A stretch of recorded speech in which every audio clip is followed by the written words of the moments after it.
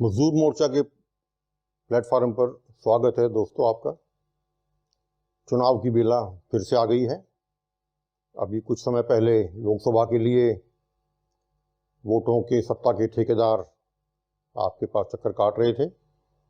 अब विधायक बनने के लिए, सत्ता में हिस्सेदारी पाने के लिए, लूट का परमिट प्राप्त करने के लिए आपके चक्कर लगाएंगे और आपको बड़े बड़े अच्छे अच्छे हसीन सपने दिखाएंगे, सब्ज बाग दिखाएंगे।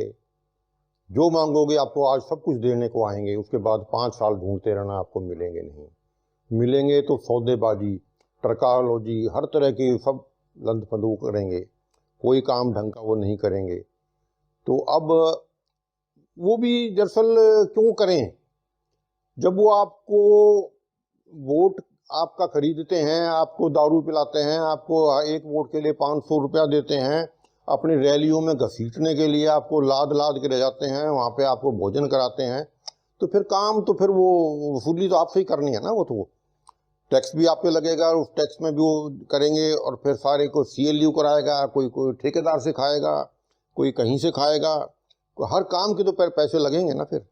अब हमारे एक अभी टिकट नहीं मिली है, शायद पूर्व मंत्री हैं विपुल जी, उनका पिछले 6 दिन से आज मुझे पता लगा है कि लंगर चल रहा है वहाँ पे 17 सेक्टर में, जो उनका कोई दफ्तर है सागर सिनेमा में।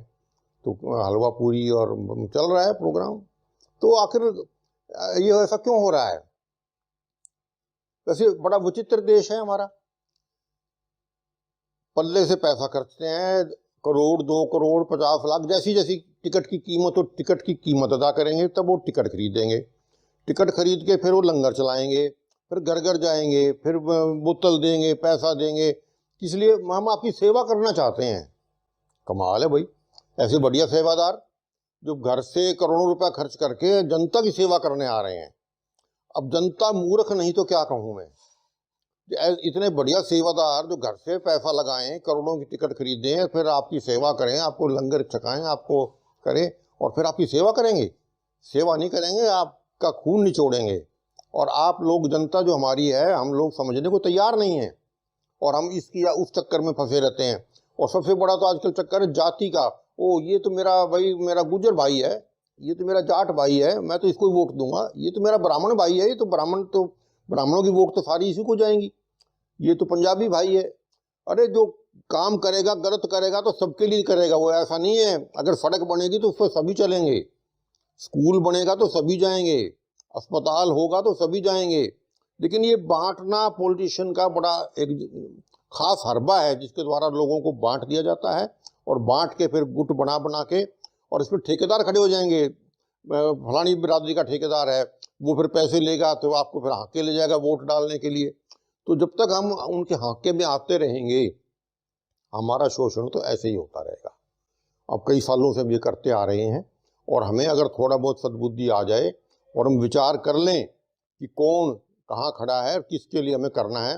खास तौर पे जो देखे भाले हैं, चलो कोई नया आएगा वो हमें कितना चूना लगाएगा, कितनी ठगी मारेगा, उसको तो बाद में देखेंगे। लेकिन जो ठेकेदार पहले हम देख चुके हैं, जिनको हमने पहले खंगाल लिया है, जिनको हमने पहले बर्त लिया है, उनको फिर से आप देंगे, ये सोचने की बात है। अब अधिकतर अभी टिकटें लगभग हो गई हैं। आज ही पता लगा है कि कांग्रेस की शायद 60 से ऊपर टिकटें डिक्लेयर हो गई हैं और फरीदाबाद की भी अधिकतर टिकटें डिक्लेयर हो चुकी हैं। मैं उनको डिटेल देने में हम समय बर्बाद नहीं करेंगे, वो ऑलरेडी प्रकाशित हैं। तो अब तो वोटर को ये देखना है कि किसके पास जाना है, किसने पिछले 5 साल में क्या किया है और उससे पिछले 5 साल में क्या किया है, और वो लगातार बैठे हुए हैं सीटों पे, इनके बारे में सोचना तो बनता है। अब हमारी बड़कल की जो महोदया हैं और आखिरी 4-5 महीने के लिए मंत्री पद भी प्राप्त हो गया, बिल्ली भागों छिका टूट गया। अब वो जिस दिन से 10 साल से वो बड़कल में पानी भर रही हैं, गजब है भाई। और उससे पहले कुदरत पानी भरती थी और वो अब भी भरा जा सकता था। इस पर मजदूर मोर्चा ने बाकायदा रिपोर्ट प्रकाशित की है, डिटेल्ड। बाकायदा पर्यावरणविदों ने इसका सर्वे किया था और बरसात के पानी को यहाँ लाया जा सकता था और इसमें कोई खर्चा नहीं आ रहा था।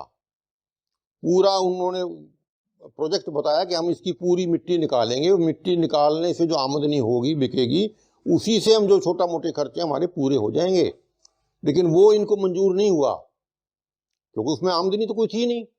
आमदनी तो इसमें है 100 करोड़ रुपए में सीवर का गंदा पानी डालेंगे इसमें, इसके ऊपर 100 करोड़। अब बताते नहीं है कितना हुआ है, लेकिन अंदाजे हैं, कभी 60 बता देंगे, कभी कभी 70 बता देंगे, कभी अधूरा काम है, कभी तो 100 करोड़ का एस्टीमेट है।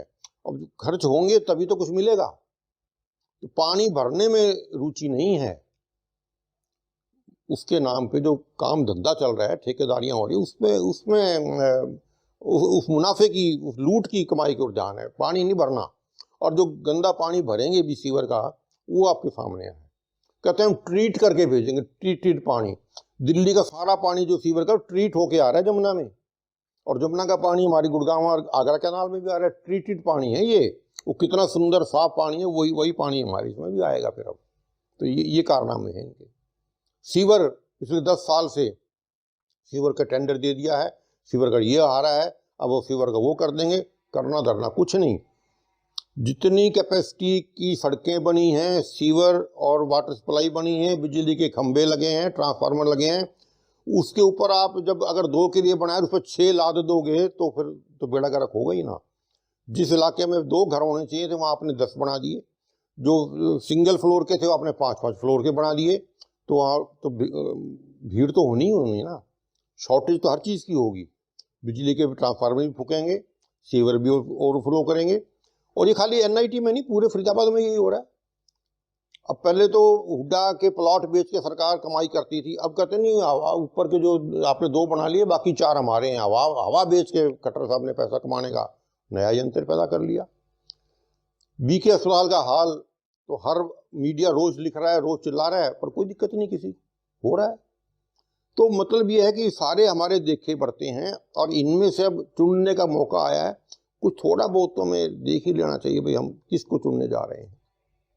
तो ये परिस्थितियां हमारे सामने हैं। तो अब वोटर के पास अब समय है, अब 1 महीना है, और इसमें निर्णय कर लें। आज तारीख हो गई है 4, और अगली 5 को पोलिंग होने की संभावना है। अगर भाजपा को कोई दिक्कत ना आई, वैसे तो 1 तारीख को पोलिंग होनी थी, लेकिन भाजपा वालों को बड़ी भारी दिक्कत आई। इन्होंने अपने फर्माबरदार आज्ञाकारी चुनाव आयोग को, कहने को तो रिक्वेस्ट नहीं, आदेश दिया कि भाई हमारे को सूट नहीं करती ये डेट। ज्योतिषी ने बताया कि ये तारीख ठीक नहीं है, बहानेबाजी लगाई, डेट बढ़वा ली। और बढ़वा लो, क्या फर्क पड़ता है, वोट तो जो आनी है वो आनी है। तुमने जो 10 साल में जो कुकर्म किए हैं, जो जनता को बेवकूफ़ बनाया है, जो काट की आंधी चढ़ाई है, वो तो अब दोबारा चढ़ने वाली है नहीं। तो देखते हैं आगे, अगली अक्टूबर में, ये 5 अक्टूबर को कहाँ और 8 को क्या रिजल्ट आते हैं। तो इसके साथ साथ चलो ये हमारे जो राजनेता हैं और उम्मीदवार हैं, नेता बनने वाले हैं, मंत्री बनने वाले हैं, ये तो जो करेंगे वो करेंगे और कर रहे हैं जो कर रहे हैं। मुझे तो सुप्रीम कोर्ट पे बड़ा अचरज हो रहा है। अब नेता झूठ बोलते हैं, नेता भुलावे देते हैं, नेता पता नहीं क्या क्या कहते हैं, तो इनका तो बात समझ में आती है कि इन्होंने तो वोट लेने। सुप्रीम कोर्ट क्या कर रही है मुझे समझ नहीं आ रहा। हर रोज अब तो वक्तव्य भी सुनने में आ रहे हैं, झाड़ मारी, हड़का दिया। पहले ये कहते थे भाई बेल जो है वो आपका अधिकार है और जेल जो है अपवाद है, उसके बाद भी धक्का जा रहे हैं। अभी अमानतुल्लाह को अंदर कर दिया, उससे पहले केजरीवाल अंदर बैठा हुआ है, और जिसको उठा के अंदर दे देते हैं और कोई पूछने वाला नहीं। अगर सुप्रीम कोर्ट ये कह रही है तो आदेश देना कि लोअर कोर्ट में जिस दिन पुलिस पेश करती है, रिमांड ले लिया, पूछताछ कर ली, आगे चलान आएगा, जब आएगा तो उसको जेल भेजने की आवश्यकता क्या है। अंडर ट्रायल को जेलों में आपकी जगह नहीं, कैपेसिटी से ज़्यादा आपने दुगने आदमी भर रखे हैं, तो मतलब क्या है ये। जब जेल अपवाद है और आपका बेल आपका अधिकार है, तो फिर जेलें क्यों भर रहे हो आप। तफ्तीश मुकम्मल हो गई, पुलिस ने कह दिया अब हमारा काम हो गया, तो फिर वहाँ क्यों बिठा रखे हैं। अनलेस वो हीनियस क्राइम है, किसी ने मर्डर कर दिया, किसी ने रेप कर दिया, किसी ने ऐसे कर दिया जिनके बाहर आने से खतरा है समाज को, ये बहुत कम केस होते हैं। इन केसों के लिए तो आपका औचित्य बनता है कि जेल में रखा जाना चाहिए, लेकिन छोटे छोटे केसों के लिए, पैटी ऑफेंसेस के लिए आपने जेलें भर रखी हैं। अब ये बदले की कार्रवाई करनी है, नेता काबू नहीं आ रहे भाजपा के, अंदर दे दो, उसके घर में ईडी भेज दो, उसके ईडी से निकला सीबीआई भेज दो, सीबीआई से निकला तो इनकम टैक्स भेज दो, कभी एनआईए भेज दो।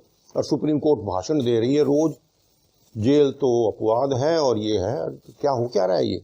अब नया नया एक और शगु का छोड़ना शुरू कर दिया है सुप्रीम कोर्ट जी ने। वो कहते हैं कि ये क्या नाम, ये जो आपका है बुलडोजर न्याय।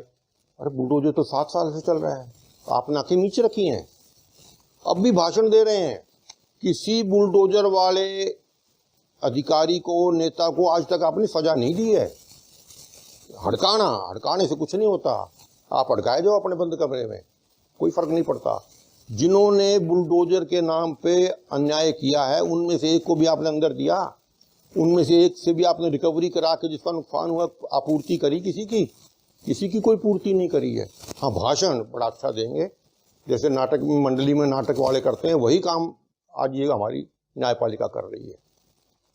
और इससे बड़ा और उदाहरण क्या होगा कि अभी 1.5 साल हो गया, मेवात में जो गुंडागर्दी सरकार ने करवाई थी, बिटुए जैसे भेज के, जो दामाद बना के भेजे थे, वो पिट के वहाँ से आए, भागे थे।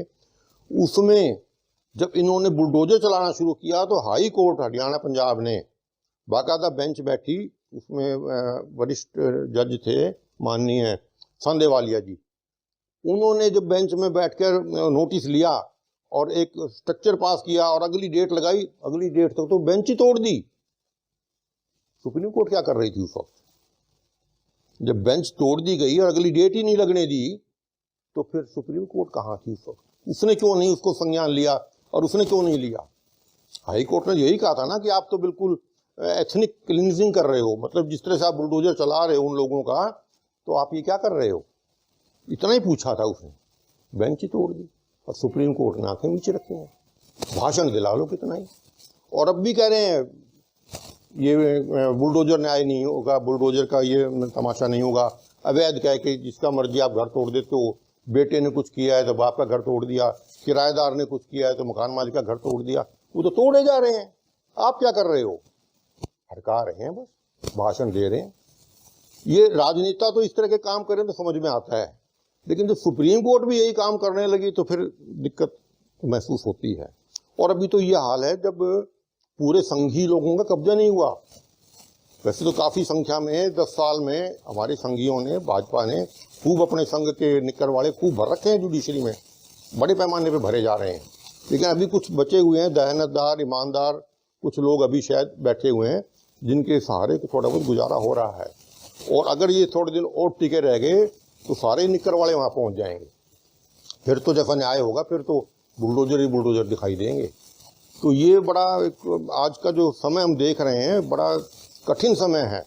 अगर इस समय में हम लोग नहीं चेते तो फिर आगे फिर चेतने का मौका भी नहीं मिलेगा और बड़े कठिन समय से हमें फिर गुजरना पड़ेगा और फिर तो जो होगा वो देखा ही जाएगा। धन्यवाद साहब।